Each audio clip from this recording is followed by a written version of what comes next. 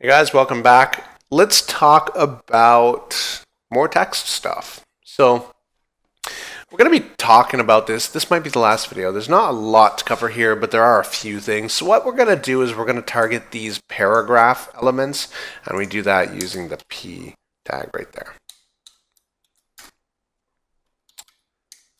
And what we're going to be doing is setting letter spacing first. So this is how far apart each letter will appear in pixels from other letters. So let's go ahead and set letter dash spacing. And this is the default style of writing properties in CSS.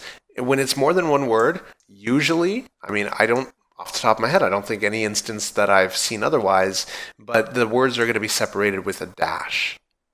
So just so you guys know, that's the convention there.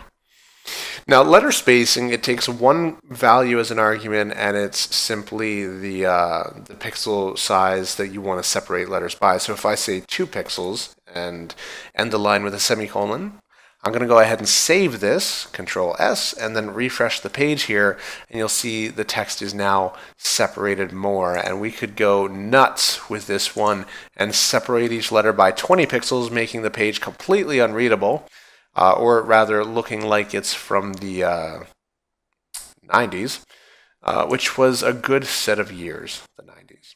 Now this also works in reverse, so you can set it to 2 pixels or you can set it to -2 pixels. And when you set it to negative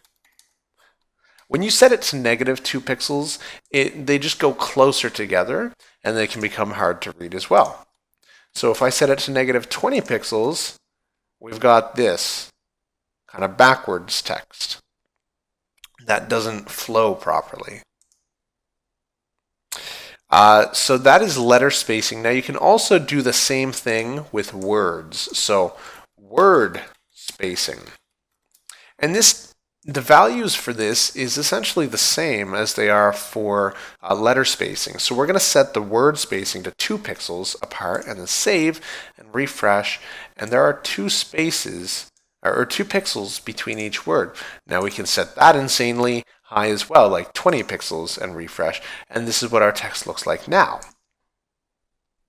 And this also works in reverse. We can set it to -20 pixels, and our text looks like this, all messed up. So that's letter spacing and word spacing, and those don't really get used a whole lot, but you're going to use it to add just a little bit more TLC to your web pages as you create them, or tender loving care. We're going to be really attempting to make things look nice, and nice is very subjective, and that's why it's difficult to learn CSS as a concept as opposed to CSS as a technology. Because CSS as a technology is simple. The syntax is simple. But when you're designing things, design theory comes into play, and you're going to adopt your own style. For instance, some of the things that we create in this video later on, you might not like the way that I make it look.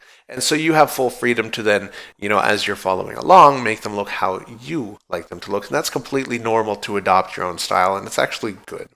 So that's a bit more about text, and we might do a little more. Yeah, so join me in the next video.